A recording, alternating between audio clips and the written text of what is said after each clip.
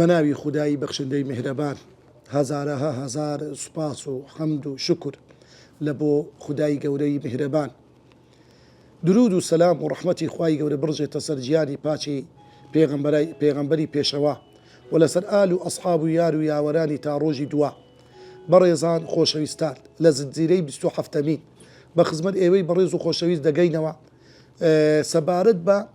پەروەردەکردنی منداڵ لە ڕووی تەندروستی، یعنی منداڵێکی تەندروست، منداڵێکی باش، منداڵێکی دوور لە هەموو نەخۆشیەک، لە هەموو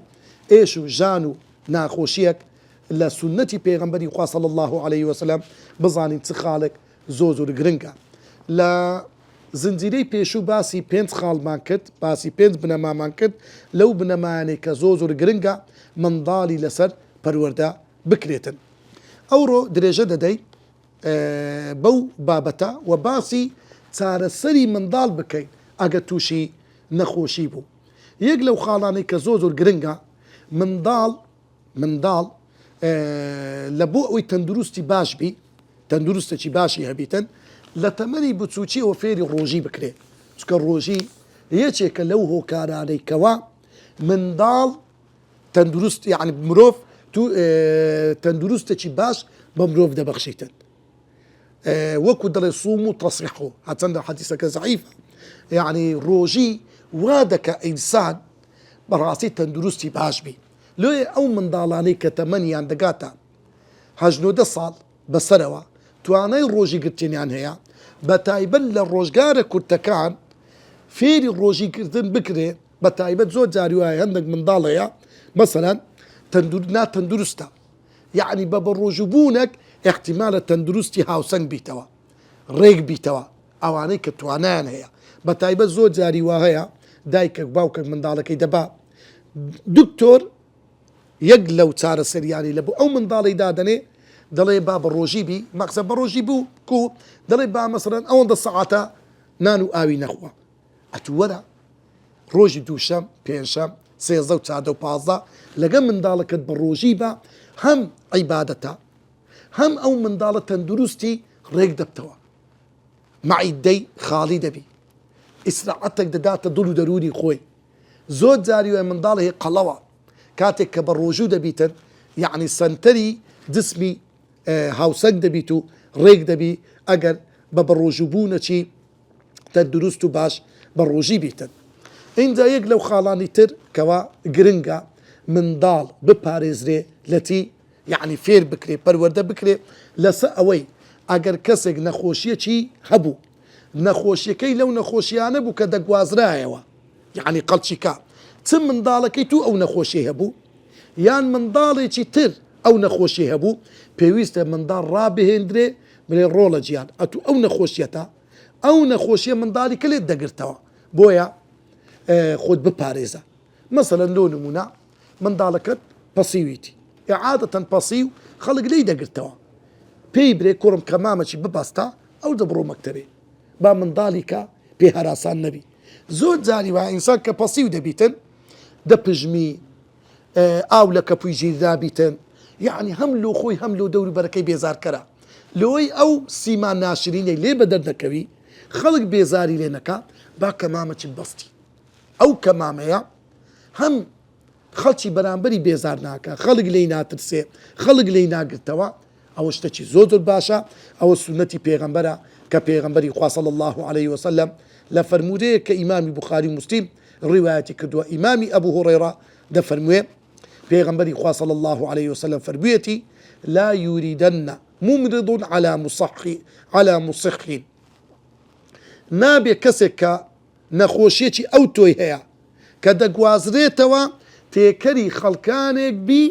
کەوا ساغ و سەلامەت، کەواتە نابی بستە ناویان. لێ منداڵ جاری وایە لە قوتابخانە نەخۆشیەکی وای هەیە، مەسەلەن لۆ نمونە نەخۆشی مێکوتە، تەواو نەخۆشیەکە لە منداڵە پەیدا دەبی،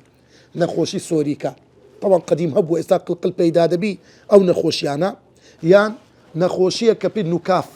جێڕەپەی پێدەوترێت لە کوردەواری خۆمان، ئەو نەخۆشیانە معدین، یعنی منداڵی کە لێک دەگرنەوە.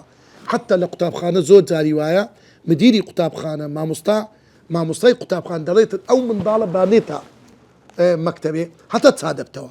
دایک و باوک دەبێت ڕەچاوی ئەو خاڵە بکەن یان بۆ خۆیان کە دەزان منداڵەکەیان تووشی ئەو نەخۆشیە بوونا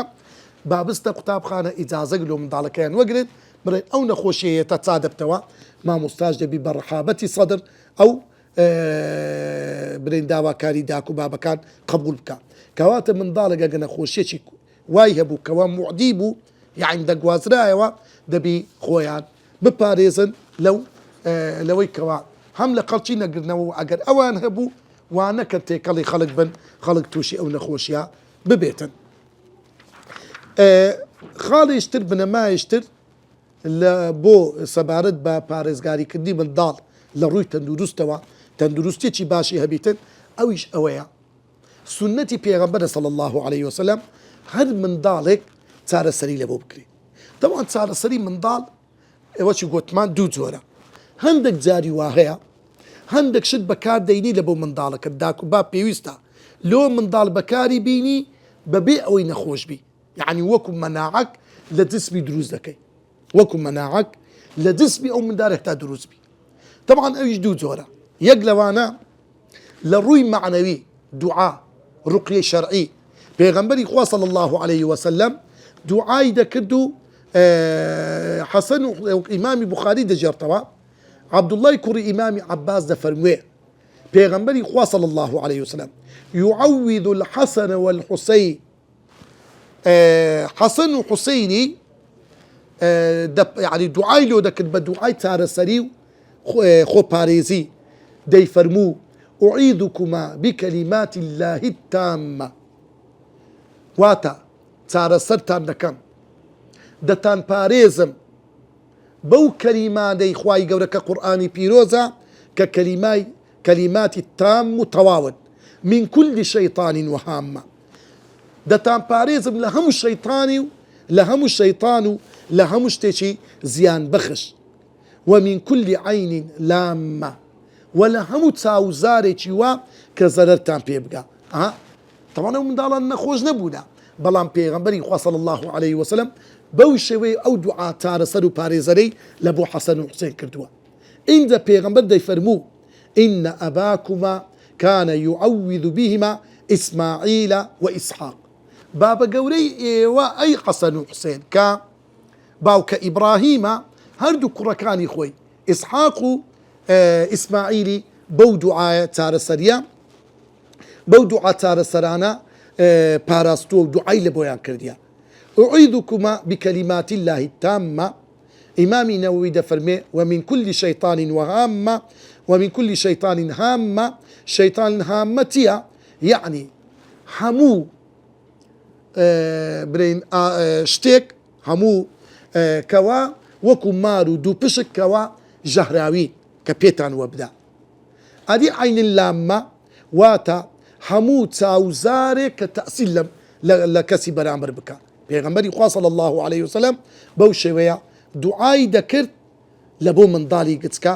سونەتە داک و باب منداڵە گچکانیان با نەخۆشیش نەبن منداڵەکانیان بەو دوعایە بپارێزن لە چاوزار لە شەڕی شەیطان لە شتی خراپ کە منداڵ گەورە بوو گەیشتە ئاستەک دەبی منداڵ فێر بکرێ بەچی لۆ خۆیان دوعای لۆ خۆیان بکەن داک و باب دەبی منداڵەکان فێر بکەن بەوەی کەوا لۆ خۆیان ئەسکارەکانی سبەینان بکەن ئەذکارەکانی ئێواران بکەن ئەو دوعایانی ڕوقەی شەرعی لۆ خۆیان بخینن وەکو سوورەتی فاتحە قل هو الله أحد قل أعوذ برب الفلق قل أعوذ برب الناس هەموو ئەو دوعا چارەسەریانە بخیندرێ هەروەکو پێویستە داک و باب بەردەوام لە ماڵێ وەکو ڕیفێش وەکو خاوێنکردنەوەی ماڵ وەکو ئەبدێتکردنەوەی ماڵ لە هەموو خراپەیەک لە هەموو زەرەر و زیانێکی مادی و معنەوی ناوە ناوە ئەگەر ڕۆژانەش نەبیتن سوورەتی بەقەڕە لە ماڵی بخیندرێتن پێغەمبەر دەفەرمێ صلی الله عليه وسلم إن البيت الذي تقرأ فيه سورة البقرة تنفر منه الشيطان يعني إن الشيطان لا ينفر من البيت الذي تقرأ فيه سورة البقرة الشيطان هردي لو ماري كسورة بقرة تداب خندري لما على كان سورة بقرة أجر هم الروج أجنبي دوسير زارك حفتي زارك مانجي زارك مالك باكوا أو شتاني كبيغمبري خوا صلى الله عليه وسلم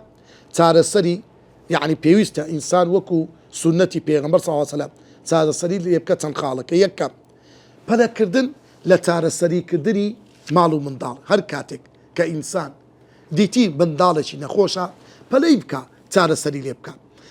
خاتو عائشة دفرمين أسامة ساتميشي كرد لسكوي درقاكي إيما نيو تسواني بعرديكت شكا فقال يا عائشة أميطي عنه الدم دفرمي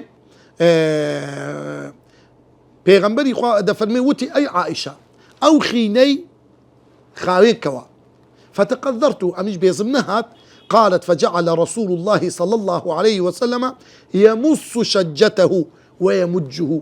بيغمبري هات نيوتواني طبعا كخيني اللي هاتبو خينكي دمجي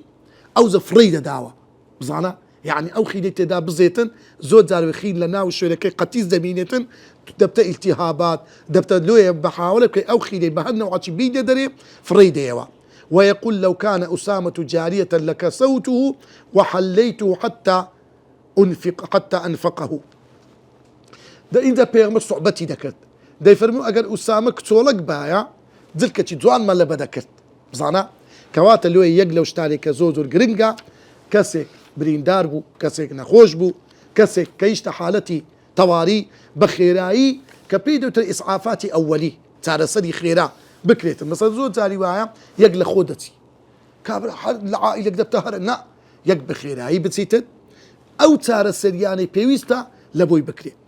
يجري كيشت لو خالاني كبيويستا بكار بي عندك تارى السريع لبو عائلة لبو خيزان لبو منضال بكار بيدر يقلوانا بيغمبري خواه صلى الله عليه وسلم درمانش بكار هدايا بيدوتري العود الهندي عود الهندي واتا درمانك تارى السرع بتايبت لبو قرقو أو شتانا أم قيس كتي محصن كخشي عكاشة دفر بيه ثم لاي بيغمبري خوا كركم لك من ضالشي كرم لك لباوشيبو خوارني ندى خوار بردمك خزمت بيغمبري خوا ميزي لسر بيغمبري خوا كرت بيغمبري خوا داوي آوي كرت دزكا كي خوي رشخات وتم دفر بيه من ضالكم كبرت أو من ضالة قرب ما له هردابوه طبعا لكدو هذه خوش بمشهورة دارو من ضال كتوشي لوزتين دبي بيريجنك دهات بنزي لقرجي الرادة كرت أو لوزتيني دا تقاند طبعا دري إيمش أو لوزتيني قرجي تقاند رابو فقال بيغمبري خواه صلى الله عليه وسلم زورنا الرازيبو بوشتي فرموي على ما تدغرن أولادكن بهذا العلاق لبرتسعوا من داري خوتان آوا بوشي ويا عزيت ددن بو نوعا هردانوي مليو عزيتي ددي لدياتي أوي بنزي لقرجي الراكن أو خينل لقرجي بيت دري وعزيتي بخوا عليكن بهذا العود الهندي آموش قاريت عندكم بعود الهندي كبيغمبر فرمي فإن فيه 7 أشفية من 7 أدواء تارى سري حفدر دادا من هذات الجنب يقلوانا التهابات سيكاني مروفا ويصعط من العذرة وأجر كسك لو زتيني هستا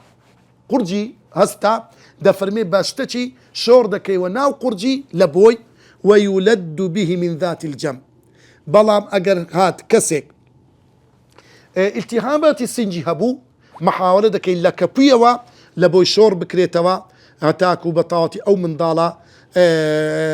بستناو هناوي هتاكو بطاري استفادة لين بكريتن كواتا بيغمبري خواه صلى الله عليه وسلم بوشي ويا آموشقاري دكاتن كوا إنسان بطانيتن أو تارة سريانا بكار بيديتن لو يا بيغمبري خواه صلى الله عليه وسلم يقلو شتانا حيزابا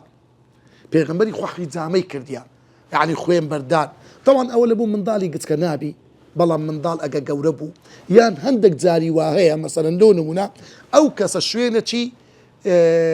بيكانتش بيدا دكويتن مثلا شويني صور دبتوا خيني تيدا أوسي دطاني بز أو شوينا أجر جوربو من ضالك قد كنبو دطاني حزامي لبو بكريتن يقلوانا پێویستە منداڵ کە نەخۆش کات دایک و باوک ئەو عیلادی چارەسەری لە ئەو منداڵانە بکەن عیلادی چارەسەری لە بۆ ئەو منداڵانە بکە واتە ئەو چارەسەریانەی کەوا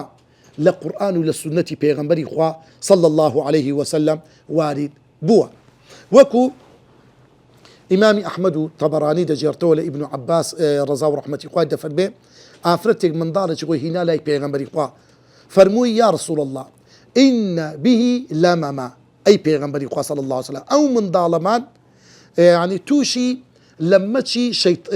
جن الشيطان بوا يعني أو هذا كم كبري بتساوتو بي شيطان زفري بيبرد بي وإنه يأخذه عند طعامنا كاتك إمناني دادني أو من دارا وضع تيقدتي فيفسد علينا طعامنا خواردنا كمان لتاردك خواردنا كمان لتيقددا فمسح رسول الله صدره پێغەمبەر دەستی بە سینجی منداڵەکەی دەستی بە سینجی منداڵەکەی داهێنا ودعا له فثاعا پێغەمبەر دوعای لۆ کرد لەگە دوعایەکەی پێغەمبەری خوا ئەو منداڵە ڕشاوە فخرج من فيه مثل الحجر الأسود فشفيا وەکو بەردێک ببتە ڕەژوو ئەو بەردا لەناو ئاگری سوتابی ئاوە ڕەشاوی لەناو هەناوی ئەو منداڵی هاتە دەرێ دەفەرمێ منداڵەکە بە بەرەکەتی دوعای پێغەمبەری چابووە ئیمامی بوخاری و مسلم لسائبي كوري يزيد دجرته ودفرمي بلكم مني برد لاي بيغمبري خوا صلى الله عليه وسلم فقال يا رسول الله وتي أي بيغمبري خوا إن ابن أختي أو كوري خشكم وجع جاني هي نخوشة فمسح رأسي بيغمبر دستي بسرم داينا ودعا لي بالبركة بيغمبر دعاي بركتي لو من كرت خوا يقول الشفاي لبو من نارد كواتا بريزان وخوشويستان يقلو خالاني كزوزور قرنقا ئێمە دەبی ئیمانمان هەبی بەڕاستی قورئان چارەسەرە هەر وەکو هەندێک لە فرموودەی پێغەمبەر صلی الله علیه وسلم لە بۆ چارەسەری بەکار هاتووە لۆیە ئێمە وەکو موسڵمان یەک لەوانەی کە زۆر گرنگە لە بۆ هەموو نەخۆشیەکی مادی و معنەوی دەتوانی بەکاری بینی سوورەتی فاتحە ئایەت الکورسی خینەوەی ئەو حەفت ئاەتەی کە باسی شیفای تێدایە کەلیمەی شیفا وننزل من القرآن ما هو شفاء ورحمة للمؤمنين ويشفي صدور قوم مؤمنين قل قد جاءكم موعظة من الله وشفاء لما في الصدور أو آيات عليك باسي شفاء تدايا بخين دري لبونا خوش هروكو قل أعوذ برب الناس قل أعوذ برب الفلق قل هو الله أحد وتسندين دعاها تايبتا بتار سري نەخۆش ئەوانە بەڕاستی بەکار بهێنرێتن شەرعیە ئاخر خاڵ کە باسی بکەم ئەویش ئەوەیە هەر شتێک بێ شەرعی بی وەکو نوشتەکردن وەکو چوونەکە ساحیر وەکو بەکارهێنا یعنی چوونەکەن هەندێک کەس لە بۆ ئەوەی وەڵام منداڵم نەخۆشە من ناچارم بستەکرد کاهینێک جادوکەرێک فاڵچیەک پێغەمبەر دەفەرمێ صلی الله عليه وسلم من ئەتا کاهینەن هەر کەسێک بچێتە لای کاهینێک دەفەرمێ لم تقبل له صلاة 40 يوما سروش نيجي قبولني بس بستكني ببيعوي هيز داواتي لبكا من أتى كاهنا هركس بستكن كاهنك أو عرافا بستكن فالتيك لبو أوي بتي داواشتي لبكا فسأله بيغمبر دفرمي فقد كفر بما أنزل على محمد أو كافر بو قرآنك لسا محمد دابز لويا دەبی ئاگادار بیت بەڵێ نەخۆشی هەیە چارەسەریش هەیە بەڵام چارەسەریەکانی بە قورئان و سنەتی پێغەمبەر بی صلى الله عليه وسلم وصلى الله وسلم على سيدنا محمد وعلى آله وصحبه أجمعين